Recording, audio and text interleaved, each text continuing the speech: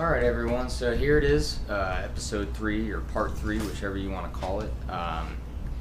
Been having some issues with video editing software again.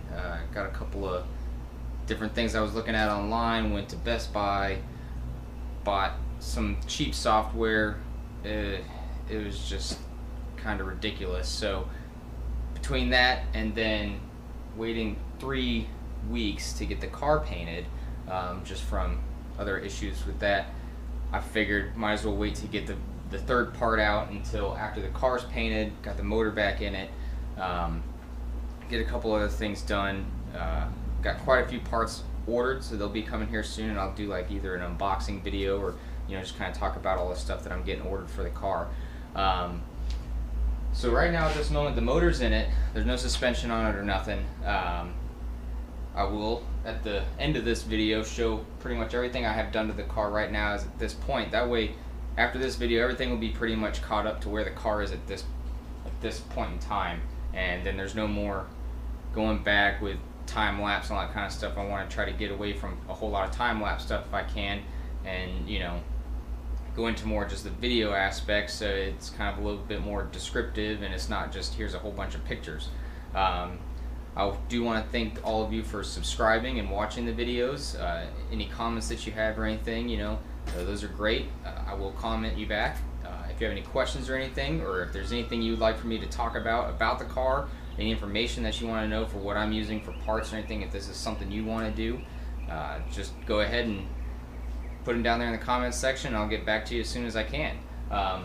So what I'll do is I still have a few bits of time-lapse video and stuff from previously when I'm finishing up the core support at the top here, so I'm gonna go ahead and show that before I give you guys a view at what it looks like now with the engine bay painted and the motor back in it and a lot of stuff cleaned up.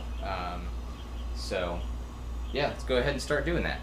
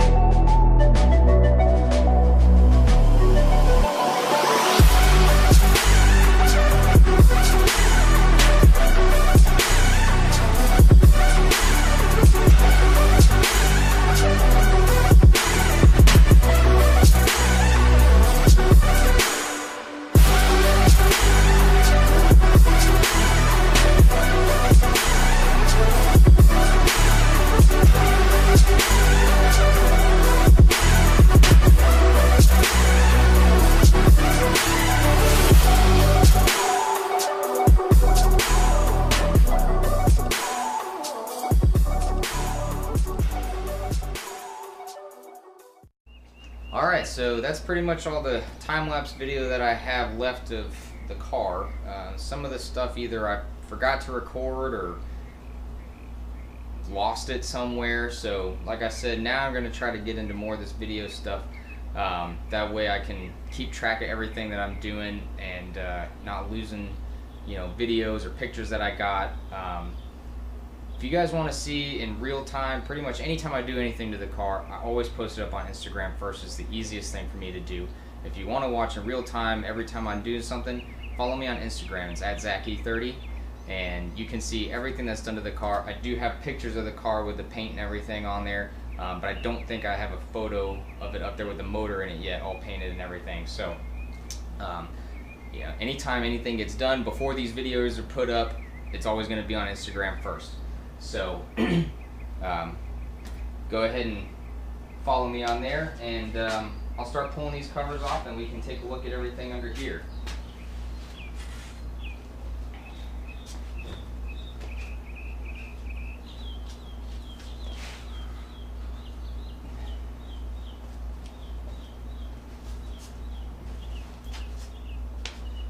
Alright, so this is it basically right now as it sits. The radiator is actually kind of just in there for mocking up the oil cooler, so I'll go ahead and take that out of the way.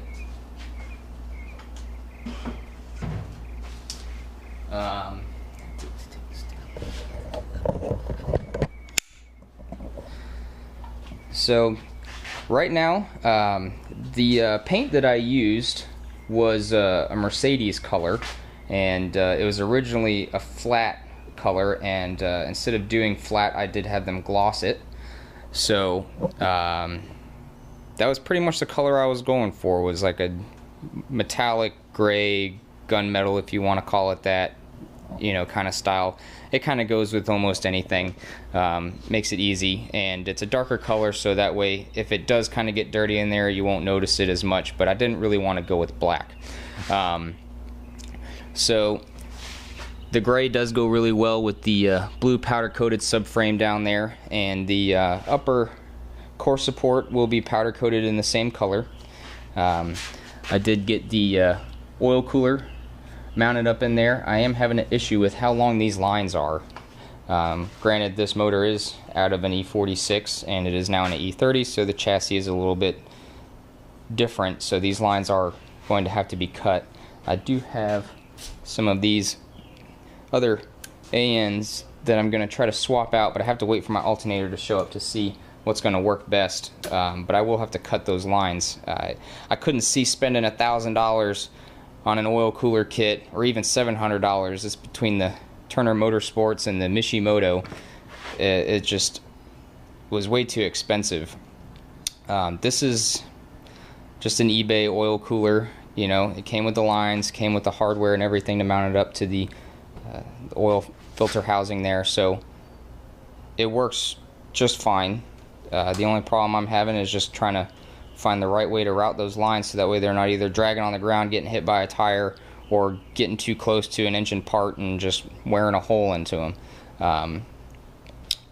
I do have my Chase Bays brake booster delete kit here, which I will be running those lines later on this week and getting that all mounted up. I still haven't ordered an exhaust yet for it. I need to do that. I'll be getting that done. Trying to decide what I'm wanting to do. If I'm either going to eventually supercharge this or turbocharge it. If I'm going to turbocharge it, might as well just get the turbo manifold now. If I'm going to supercharge it, then I'm going to get a nice set of headers that will flow really well for the supercharger. That way all that boost that's going in there can get out just as fast as it's going in. For the fuel rail, it's going to be probably another week or so before I get the new fuel rail in with the fuel pressure regulator and gauge. I did order that from Radium Engineering.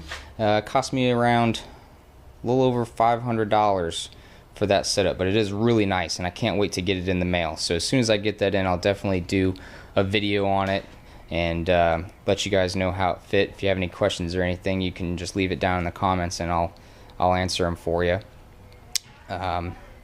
So that's pretty much it for right now. Like I said, I do have a bunch of parts on order, so as soon as they get here, I'll definitely show you guys what and all I got and put it on there and get a quick video of all that. So thanks for watching, and like I said, follow me on Instagram. Anything that I get or do is usually posted up on there first, and the videos usually come a little bit later. I'm trying to get a little bit quicker at editing these videos. I've kind of given up on going back and forth between going to Best Buy or going online trying to find different video editing software. The one that's on the computer that I have that I'm borrowing from my friend seems to work just fine, and I'm not that good with computers to begin with. I'm good with this, and that's it. So electronics are not my strong point. I did get a better microphone for my GoPro and a nice stand for it, so you know that helps. Hopefully this microphone works well. If not, then there's only a couple bucks on Amazon. So thanks again for watching. If you got any comments, leave them in the bottom. Go ahead and hit that like button if you like it, and I'll see you guys next time.